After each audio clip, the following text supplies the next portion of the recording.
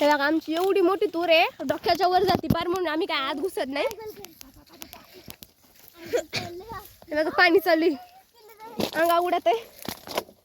आणि बघा बहिणीचा मुलगा इकडे बघा, बघा याचं नाव देवांश आहे. आणि शेंगा बघा, बघा किती शेंगा आहेत बघा. बघा शेंगा खायला या पटापटा. ज्याला तुरीच्या शेंगा आवडतात उकडून कच्च्या सगळ्यांनी खायला या. बघा थकला चालून चालून हा खाली बसलाय. आणि खालून बघा कसा नजारा आहे. सगळा पाला पाचोळा खाली पडलाय. बघा शेंगा बघा.